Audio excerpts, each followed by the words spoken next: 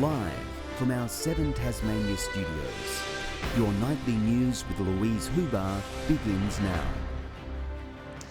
Good evening. The rising cost of providing for the state's most vulnerable is hitting community service organisations harder than ever before.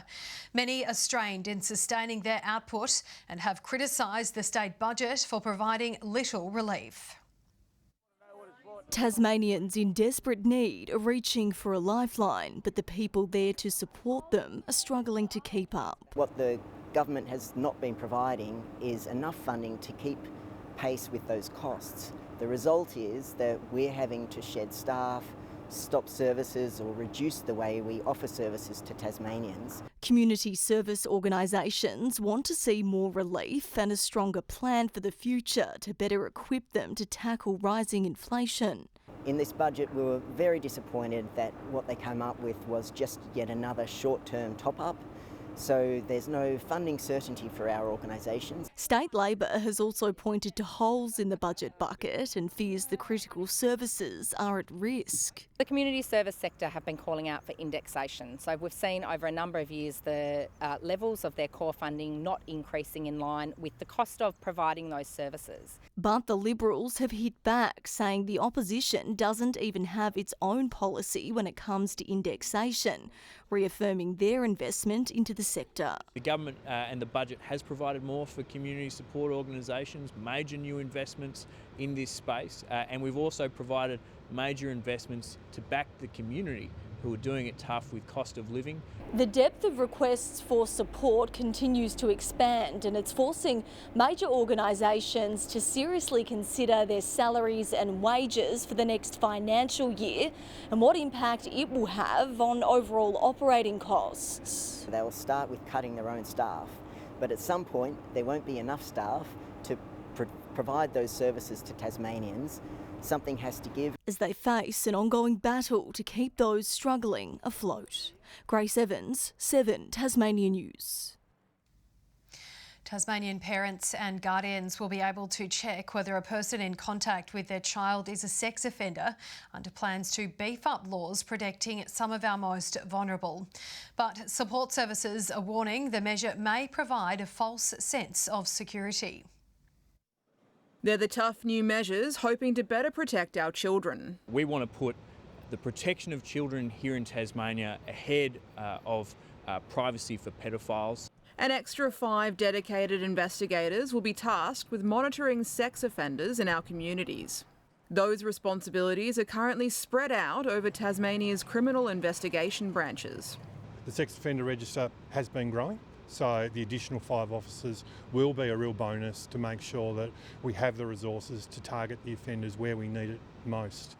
The government also outlining its plans for a new sex offender disclosure scheme, allowing parents to check with police whether a person who has regular, unsupervised access to their child is on the sex offender registry. The measures operating in addition to Tasmania's Working with Vulnerable People checks.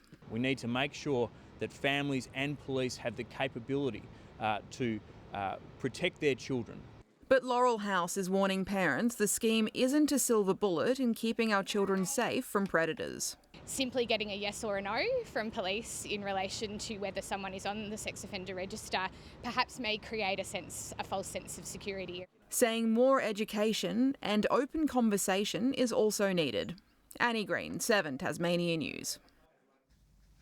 A 45-year-old Oak Downs man has sadly died as a result of a fiery single-car crash on the Tasman Highway last night. Emergency services were called to the scene in Cambridge shortly after 11:30, where the van had smashed into the fence of the Tasmania Golf Club. Single vehicle involved caught fire, and unfortunately, as a result of that fire, the single person involved in that crash died at the scene. This is a tragic occurrence, another death on our roads. Investigations are ongoing and any witnesses are urged to contact police.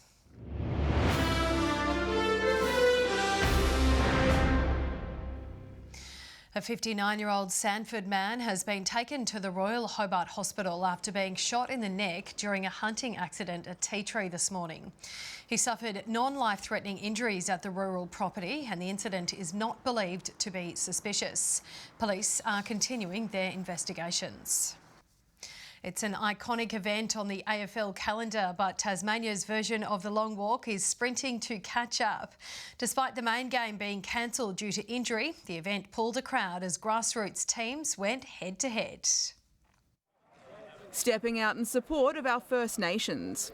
Three-time Jiu-Jitsu world champion and mum of 6, Barkindji warrior Chantel Thompson was on hand to help lead Tasmania's second long walk. Today's all about the community coming together for the long walk and really just being able to come together and speak our truth. This morning's event drawing a bigger crowd than last year's inaugural walk. Through media attention and other people starting to hear about it, it's really taken off and people actually want to be involved now.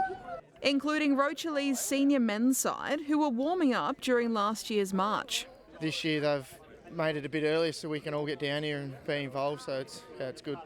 Putting Indigenous culture at the centre of the day, the next generation in focus and featuring in ceremony.